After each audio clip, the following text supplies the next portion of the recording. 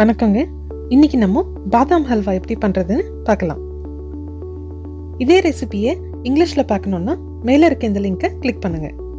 இன்றைக்கி நான் 150 கிராம் அளவுக்கு பாதாம் எடுத்து சுடுதண்ணியில் ஒரு 30 நிமிஷம் ஊற வச்சுருக்கேங்க.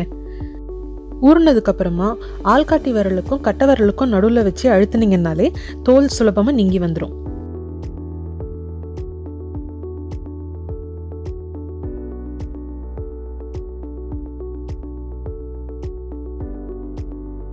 அடுத்ததா தோல் நீக்கின பாதாமையும் கூடவே 150 ml அளவுக்கு பாலையும் ஒரு மிக்சி ஜாரில் சேர்த்துக்கோங்க. இது ரெண்டுத்தையும் நல்லா கொரகொரப்பா அரைச்சிக்கோங்க.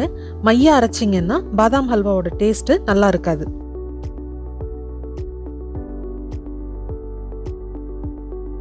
150 கிராம் பாதாமுக்கு 100 கிராம் அளவுக்கு நெய் எடுத்திருக்கேன். இதை 3 தடவையா சேர்க்க போறேன். அதனால முதல்ல ஒரு 2 டேபிள் ஸ்பூன் அளவுக்கு ஒரு நான்ஸ்டிக் கடாயில் சேர்த்துக்கோங்க. இது கூடவே நம்ம கொரகொரப்பா அரைச்சி வச்சிருக்க பாதாமையும் சேர்த்துருங்க. இந்த ஹல்வா செய்யும்போது தீ எப்பயுமே மிதமான அளவில் இருக்கிற மாதிரி பார்த்துக்கோங்க, இல்லைன்னா அடி பிடிச்சிரும். நல்லா கலந்து விட்டுட்டு இது கூடவே ஒரு நல்ல பெரிய சிட்டிகை அளவுக்கு குங்குமப்பூ எடுத்துக்கோங்க. குங்குமப்பூ இல்லாதவங்க ஏலக்காயும் கூடவே ஃபுட் கலரும் சேர்த்துக்கோங்க. அடுத்ததா 150 கிராம் அளவுக்கு சர்க்கரை எடுத்திருக்கேன். பாதாம் எந்த அளவுக்கு சேர்க்குறீங்களோ அதே அளவுக்கு சர்க்கரை இருக்கணுங்க. இது கூடவே ஒரு சிட்டிகை அளவுக்கு உப்பு சேர்த்துக்கோங்க. சேர்த்து விட்டுட்டு நல்லா கலந்து விடுங்க. சர்க்கரை சேர்த்து இருக்கிறதுனால இப்போ நமக்கு தண்ணி பதத்தில் வந்துடும். கைவிடாம கலந்துக்கோங்க, இல்லைன்னா அடிப்பிடிக்கிறதுக்கு நிறைய வாய்ப்புகள் இருக்கு.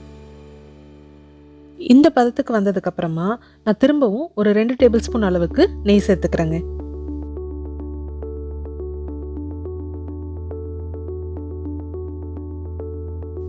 நெய் சேர்த்து நல்லா கலந்து விடும்போதே உங்களுக்கு நல்லா தெரியும். இப்பயே கடாயில ஒட்டாம வர ஆரம்பிச்சிரும்.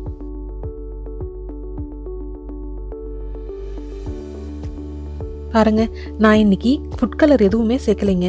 வெறும் குங்குமப்பூல இருந்து மட்டுமே என்ன அழகான ஒரு எல்லோ கலர் வந்திருக்கு பாருங்க.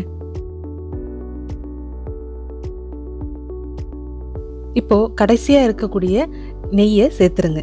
சேர்த்து விட்டுட்டு நல்லா கலந்து விடுங்க. நம்ம கலந்து விட நம்ம ஊத்தின நெய் எல்லாமே இழுத்துருங்க.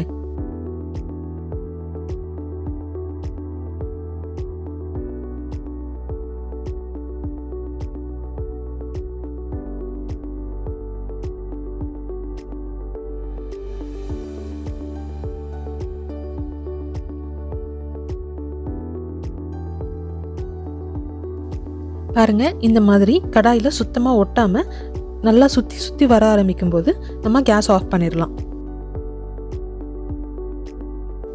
அவ்வளோதாங்க, நம்ம ருசியான ஆரோக்கியமான பாதாம் ஹல்வா ரெடி.